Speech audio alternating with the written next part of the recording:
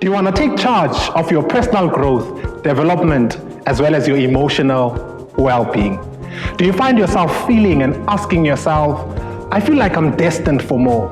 I want to do more. I want to be more.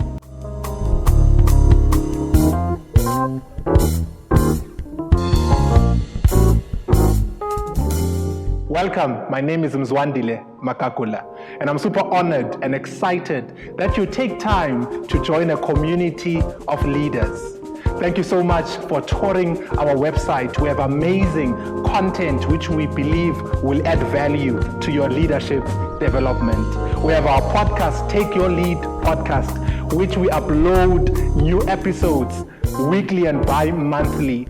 We have bonus resources as well for you, which are episode notes, which will help you to apply the content. We know that sometimes you might be listening to the podcast while jogging, while driving, but it gives you time to reflect on the back end. We also have our blog where we share amazing leadership thoughts and ideas and tools and strategies which will help you grow and increase your influence. Do also visit the different services that we have: mentorship, coaching, organizational strategy, and we're looking forward to adding value to you.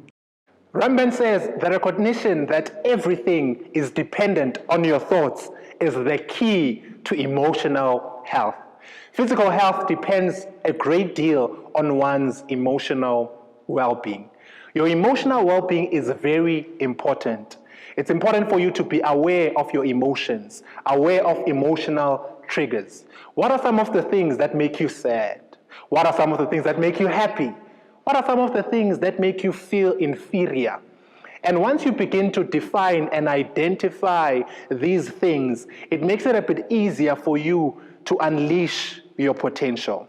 I want to speak about 3 spots that will help you take charge of your emotional well-being, your mental well-being, and will set you on course of maximizing your potential.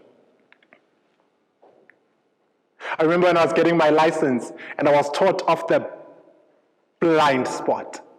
This is an area in a person's life where you continually do not see yourself realistically. Neither do you see your situation realistically. This unawareness often causes great damage to you as an individual and the people around you. It's very important for you to develop inward awareness and outward awareness. The best way you can do this is by asking the people around you, what is it that I'm missing? What is it that I'm not seeing?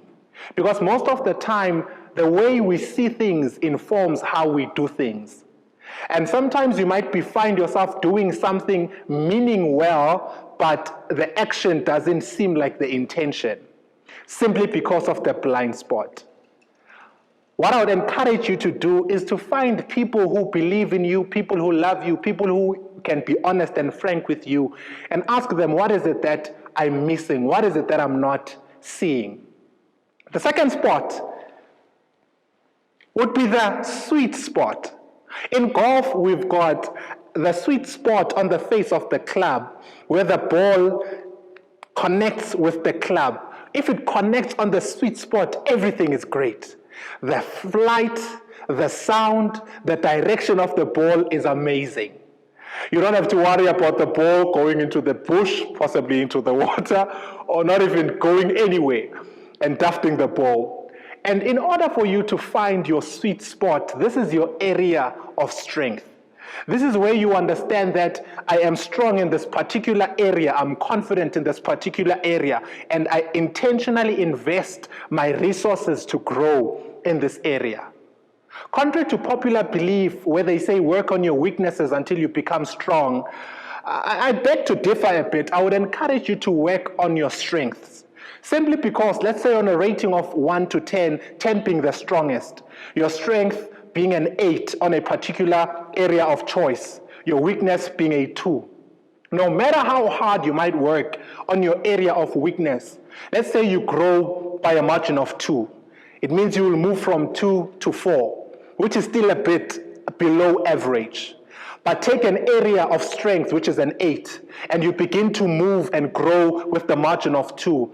That takes you to 10, which is 100%, where you are able to thrive and excel in a particular sphere of influence. And that's your sweet spot. Lastly, the beauty spot. Growing up, I would have a beauty spot just next to, if the camera were to zoom, you'd possibly see it. And most of us do have beauty spots that we have. A beauty spot is that beauty that is hidden within the rock, where the gold is hidden in the rock. Most of the time we have to dig deep within in order for us to find it. Einstein says if you measure the intelligence of a fish and tell the fish to climb a tree, the fish will grow up its whole life thinking it's a failure. It can't do anything. Take the same fish, put it in the right climate, put it in the right environment, allow it to find its beauty. It will thrive, it will swim. Why? It has been positioned in the right spot. Most of us, our beauty is hidden by low self-esteem, inferiority, fear, what are people gonna say? And as I conclude, it's very important to guard your emotional, mental well-being. What you think, feel, and believe and say to yourself is more important than what people say, think about you. You can get away from people, but you can't get away from yourself. Your feelings are informed by your thinking. It's important for you to identify your blind spots. You do this by asking the people around you, what am I missing? Identify your sweet spot, that area of strength, and operate in your beauty spot where you can thrive with your full potential. Till we meet again, let's continue to change the world one individual at a time.